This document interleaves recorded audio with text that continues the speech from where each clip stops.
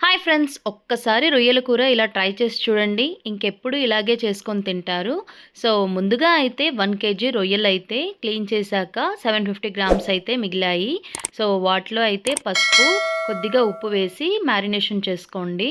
ఎందుకంటే నీసు వాసన రాకుండా ఉంటుంది. సో వీటిని ఆయిల్‌లో అయితే డీప్ ఫ్రై చేసుకోండి, వాటర్ మొత్తం ఊరేంత వరకి.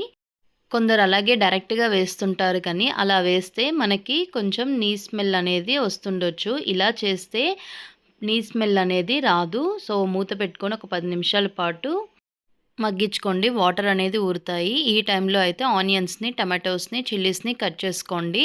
సో వాటర్ అనేది ఊరాయి కదా! ఇవి బాగా డ్రై అయిపోవాలి. ఇలా రోస్టెడ్‌గా చేసుకోవాలి. ఆ తర్వాత ఒక ప్లేట్‌లో అయితే తీసేసుకొని వీటిని పక్కన పెట్టేసుకొని, అదే కడాయిల్లో మళ్ళీ ఆయిల్‌ని వేసుకొని ఒక 2 టేబుల్ స్పూన్ ఆయిల్‌ని వేసుకొని జీలకర్ర, ఆవాలు, ఆనియన్స్‌ని, పచ్చిమిర్చిని వేసుకొని కరివేపాకు కూడా వేసుకోండి. నా దగ్గర అయితే లేదనేసి నేను వేసుకోలేదు.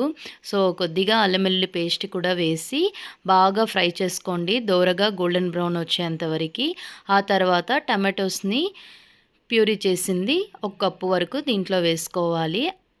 వేసుకొని పసుపు యాడ్ చేసుకొని, కారం యాడ్ చేసుకొని, సాల్ట్ కూడా యాడ్ చేసుకోవాలి మీ టేస్ట్‌కి తగినంత. ఆ తర్వాత బాగా ఫ్రై చేసుకోవాలి టమాటోస్ పచ్చివాసన వెళ్ళేంత వరకి. టమాటోస్ కొద్దిగా మగ్గాక ఆయిల్ అనేది పైకి తేలుతుంది కదా! అప్పుడు డీప్ ఫ్రై చేసిన ప్రాన్స్ అన్నిటిని దీంట్లో వేసుకొని బాగా ఫ్రై చేసుకొని ఒక 10 నిమిషాల పాటు మూత పెట్టుకొని మగ్గించుకోండి. ఆ తరువాత దీంట్లో వాటర్ అనేది యాడ్ చేసుకోవాలి. మీ క్వాంటిటీకి తగిన కన్సిస్టెన్సీలో వాటర్ అయితే యాడ్ చేసుకోండి.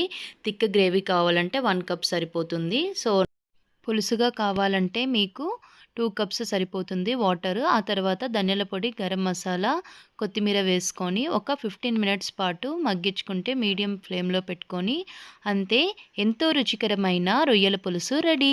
సో మీరు కూడా ట్రై చేయండి. చాలా బావుంటుంది. ఈ విధంగా చేస్తే ఇంట్లో అందరికీ నచ్చుతుంది. సో ఈ వీడియో కనుక నచ్చినట్లయితే లైక్ చేయండి. సబ్స్క్రైబ్ చేసుకోండి.